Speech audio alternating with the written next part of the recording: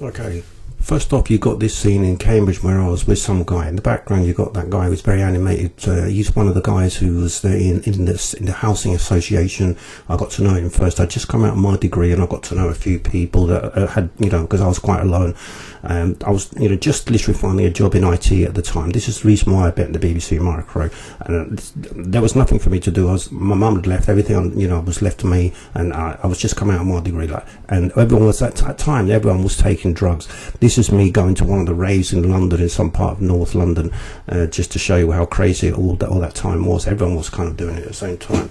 This is coming out of the rave. I was just literally on the A10 road, I think, trying to walk towards the station, trying to find, because I didn't even know London. I just kind of popped some pills, and it was crazy at the time.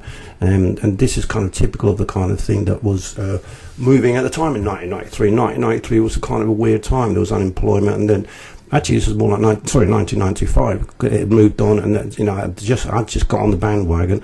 I found out that I was trying to get onto the workplace, and this is me trying to come back home. I was actually living with some guys. This scene is from some guys where I was at home. They had all of them had taken, all of them were into drugs. So literally this kind of describes everything that was going on at the time. There was a big group of people. They just got together and found some drugs, and they were all excited about the prospect of taking these drugs.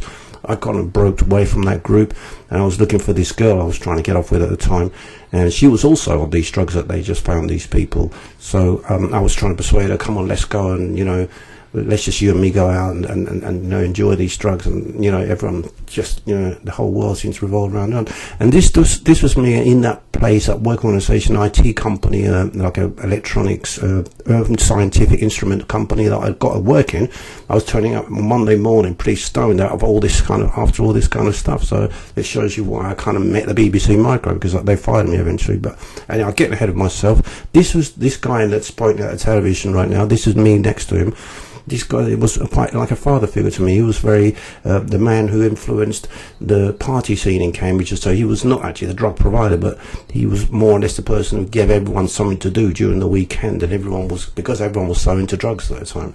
And I had no one. Of course, my mum had left me. She'd gone to Chile or something like that. She just got fed up with it all, and I was left alone. And I was next to this guy. This is me there enjoying his company, because I was quite lone basically.